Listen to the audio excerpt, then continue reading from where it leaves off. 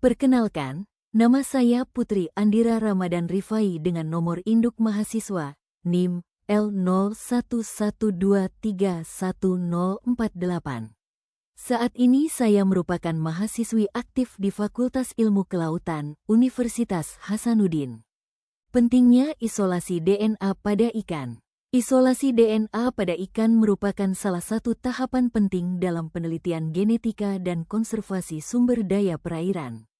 Melalui proses isolasi DNA, peneliti dapat memperoleh informasi genetik yang akurat untuk memahami karakteristik genetik suatu spesies ikan.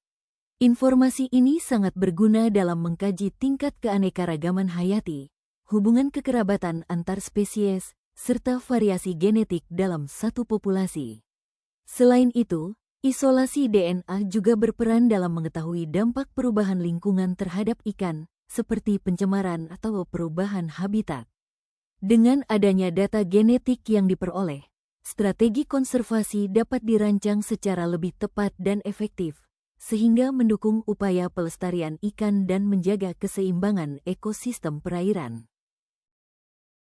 Pada tahap bahan dan persiapan, isolasi DNA dari ikan memerlukan beberapa bahan utama agar proses dapat berjalan dengan baik. Bahan yang digunakan meliputi sampel jaringan ikan, seperti otot atau sirip, yang berfungsi sebagai sumber DNA. Selain itu, diperlukan larutan buffer untuk membantu melisiskan sel dan menjaga kestabilan DNA selama proses isolasi. Enzim tertentu juga digunakan untuk memecah komponen sel, seperti protein, sehingga DNA dapat terpisah dengan baik. Alkohol, seperti etanol atau isopropanol, berperan dalam proses pengendapan DNA, sedangkan pipet digunakan untuk memindahkan larutan dengan volume yang tepat. Dalam pelaksanaannya, penerapan praktik keselamatan kerja dan penanganan sampel yang benar sangat penting untuk mencegah kontaminasi serta memastikan hasil isolasi DNA yang efektif dan akurat. Lisis jaringan dalam isolasi DNA. Lisis jaringan merupakan tahap awal yang sangat penting dalam proses isolasi DNA dari ikan. Pada tahap ini, sel-sel jaringan ikan dipecah dengan menggunakan larutan lisis yang berfungsi untuk merusak membran sel dan membran inti. Selain itu, penambahan enzim seperti proteinase K bertujuan untuk mendegradasi protein, termasuk protein yang melindungi DNA, sehingga materi genetik dapat dilepaskan secara optimal. Proses lisis yang berlangsung dengan baik akan mempengaruhi kualitas dan kuantitas DNA yang dihasilkan. Oleh karena itu, tahapan ini harus dilakukan dengan hati-hati dan sesuai prosedur agar DNA yang diperoleh dapat diekstraksi dengan baik pada tahap selanjutnya. Pada tahap menghilangkan protein dan kontaminan, proses isolasi DNA dilakukan dengan penambahan garam yang berfungsi untuk mengendapkan protein serta zat pengotor lainnya yang masih bercampur dengan larutan. Selanjutnya, dilakukan proses sentrifugasi untuk memisahkan endapan protein dan kontaminan dari supernatan yang mengandung DNA. Tahapan ini sangat penting karena keberadaan protein dan kontaminan dapat mengganggu analisis DNA pada tahap berikutnya.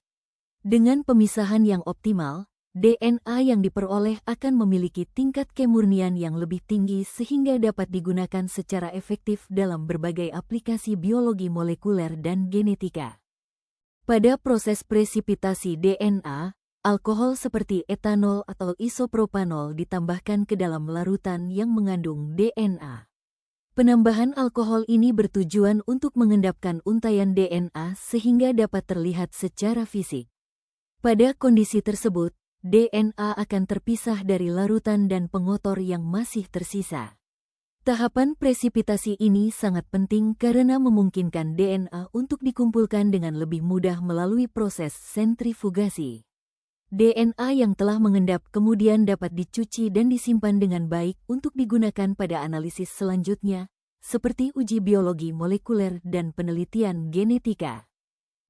Proses pencucian dan pengeringan DNA. Pada tahap pencucian dan pengeringan DNA, endapan DNA yang telah diperoleh sebelumnya dicuci menggunakan alkohol, biasanya etanol, untuk menghilangkan sisa garam dan pengotor lainnya yang masih menempel. Proses pencucian ini bertujuan untuk meningkatkan kemurnian DNA yang dihasilkan.